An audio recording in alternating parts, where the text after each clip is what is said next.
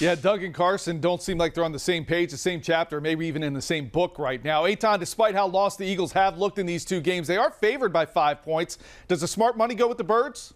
It does now go with the Birds, but it didn't always go with the Birds. This thing opened at 6.5 and was immediately bet down to 5 because people out there aren't confident that the Philadelphia Eagles can cover a 6-point spread, a 7-point spread against the Bengals, and neither am I. Where it sits right now, there is smart money, intelligent money on the Philadelphia Eagles because it dropped to -5. But keep an eye on that Fox Bet Sportsbook app because if sometime before kick, you see that thing move back up. Six right there is the money to look at. If it goes to 6 by kick, that's when you flip everything and you ride the Bengals hard. But right now, if it holds steady at 5, the smart money, and it's like the C+ money, not necessarily the A+ money, it goes on Philadelphia simply because 5 is too small. C+ is a letter I saw a lot on my report card. Let's go a little deeper into these two quarterbacks, guys. All right, Eitan, let's move over to you now. Our friends at the Fox Bet Sportsbook app have come up with a very difficult prop for both Wentz and Burrow.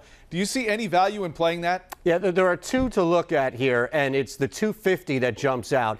Now, Sean's right. What he's describing is a trust issue that not only Philadelphia Eagles fans have with Carson Wentz, but the coaching staff does as well. To ask him to get to 250 is not that big. Joe Burrow is going to throw the football 90 times, especially if the Bengals are down.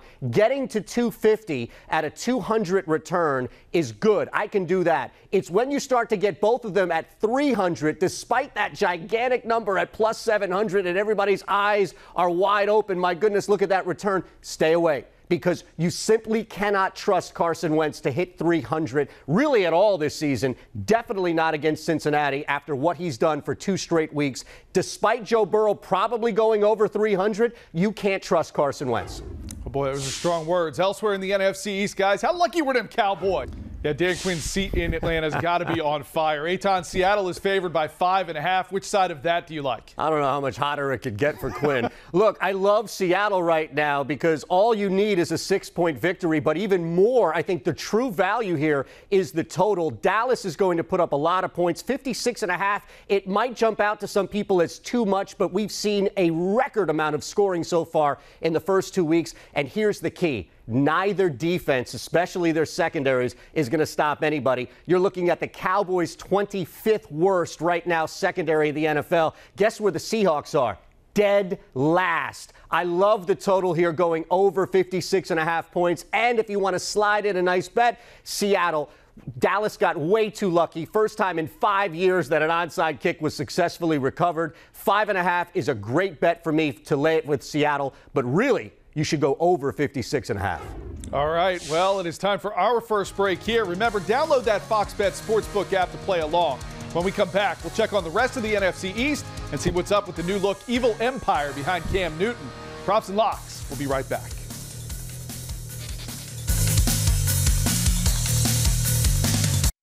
This is Fox 29. All right, it should be a good game to watch. Eitan, what would you play in this game, though? The spread, the total? What grabs you here? There's only one thing, and it's not just grabbing me, Sean. It's holding me, and Scott, it's holding me like a big hug here, and that's the total, 47.5. I can't break free of it. I love it. Both teams are going to score a lot of points. The boy genius out in L.A. clearly has things turned around. This is really about Buffalo, who gave up a ton of points to a bad Miami offense last week, and their offense in Buffalo is actually moving the football. They have multiple weapons they can run with on the ground. Josh Allen actually looks like he can complete a pass 15 yards down the field. You add Stephon Diggs, who is a major game breaker. This is going to go heavy over 47.5. That's where the smart money is.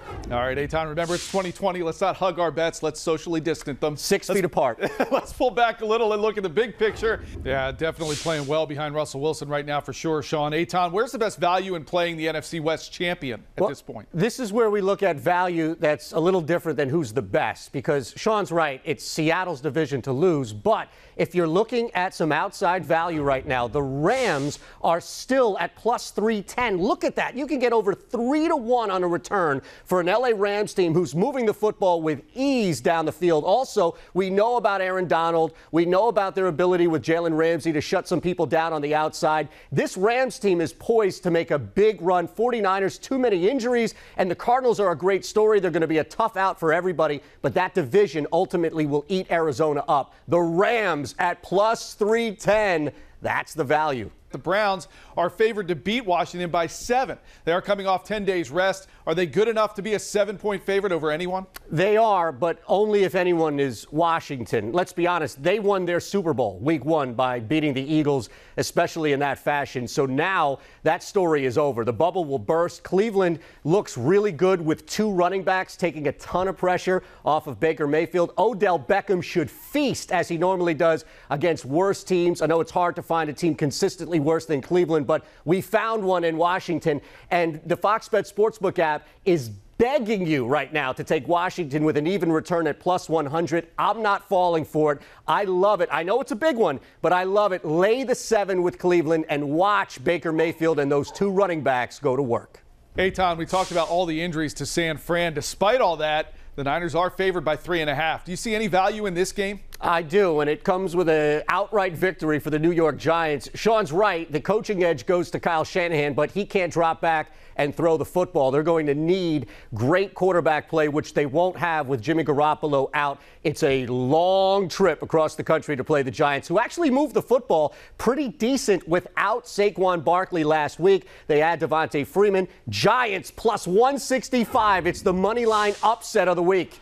Sean says he's all in, Eitan. What draws you in about this game? Cam Newton. That -5 line right there is way too short to ignore. It's all about what the Raiders did, knocking off the Saints on the big stage. Everybody got to see it, but the reality is the Patriots, especially as they are found a way to truly maximize, and it's just the beginning, maximize what Cam Newton can do. That defense will bounce back from what we saw last week. Remember, the Patriots were 1 play away from a big win in Seattle. I think they cover this line -5 by a mile. In fact, I'd be confident taking the Patriots -8.5. They're going to do some damage to the Raiders.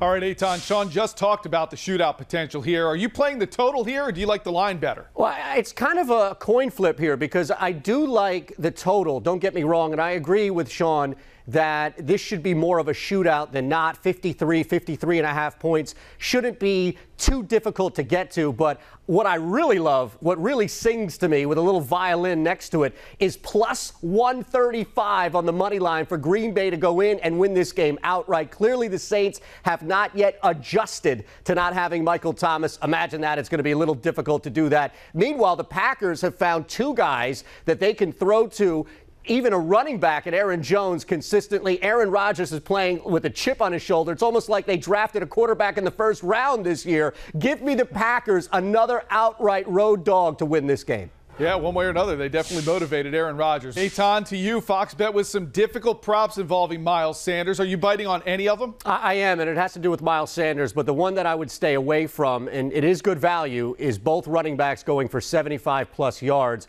Again, that's a combined effort, and here's why. It's because of Joe Mixon. Not his talent. He's a great young talent, and he's going to be a star in this league. But the game script, especially with Cincinnati behind and having Joe Burrow throw the ball 99 times, it's not going to play out for Joe Mixon. So I would stay away from that. Now, the one I love, this is my favorite bet of the entire show, is Miles Sanders going over 75 yards and scoring a touchdown, because we know the Eagles can't afford to ask Carson Wentz to throw the football 50 times. That's just not going to work. He's going to be on his back 40 times. You're going to see a healthy dose of Miles Sanders, and yes, he will cross the goal line. So that's the one I would play, Miles Sanders 75-plus and the score. Yeah, that's an interesting prop bet for sure. All right, let's stay with you, Eitan. It is that time. What is this week's bet boost? Well, you can triple your money. All you need to do is have the Philadelphia Eagles score in every quarter. Could be a safety, could be a field goal, could be a touchdown, could be 5 touchdowns. Just get something on the board